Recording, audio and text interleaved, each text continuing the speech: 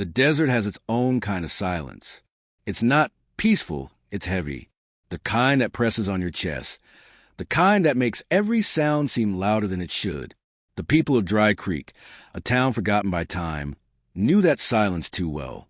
Because silence in the desert meant only one thing. The storm was coming. Not rain. Not thunder. Something worse. The HABOOB. It would begin as a faint smudge on the horizon. Too dark to be a cloud. Too wide to be smoke.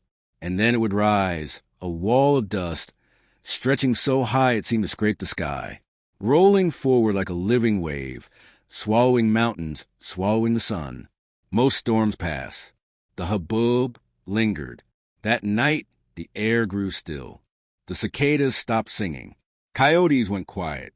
Even the dogs in Dry Creek lay flat on their bellies, whining, as though they knew what was coming. By 7:30 p.m., people were already locking doors, sealing windows, stuffing damp cloth into every crack. The radio crackled warnings, but everyone knew the drill. They'd been through dust storms before. But this one looked different. On the horizon, a farmer named Tom Hensley saw it first.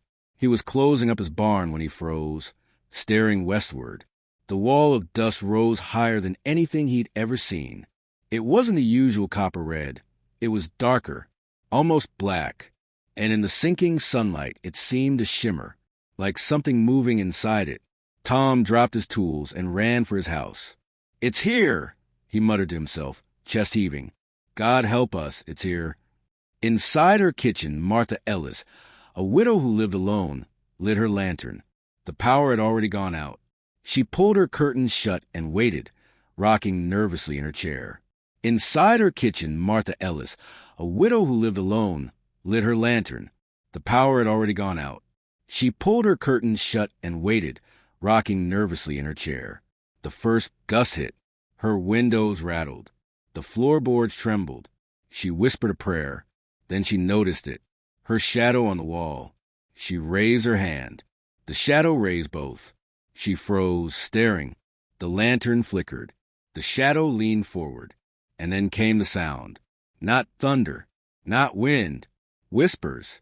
Her late husband's voice. "Martha, let me in." She stumbled back, choking on fear. He had been dead for 3 years. Across town, in a small house on Main Street, a boy named Eddie clutched his blanket as the storm roared outside. His parents told him it was just wind. But Eddie knew wind didn't whisper your name. "Eddie, come outside." The voice was coming through the vents.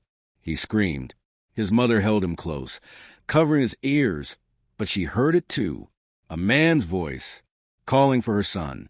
The HABOOB swallowed Dry Creek whole. The town disappeared under a suffocating red-black darkness. Hours passed. Dust seeped into the smallest cracks, coating every surface, choking every breath. Families huddled together in silence, listening to the voices circling their homes. Some swore they heard knocks on windows. Others heard footsteps on the roof. By midnight, the storm still hadn't moved on.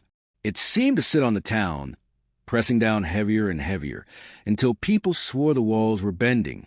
And one by one, doors began to open. The next morning, the storm had passed. The desert sky was blue again, but Dry Creek was silent. When rescuers finally arrived, they found the town empty. Not destroyed, empty. Tables were set for dinner, beds neatly made, radios still humming static.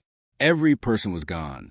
And outside each home, in the sand, were footprints. Dozens of them, lines of them, all leading west, straight into the desert.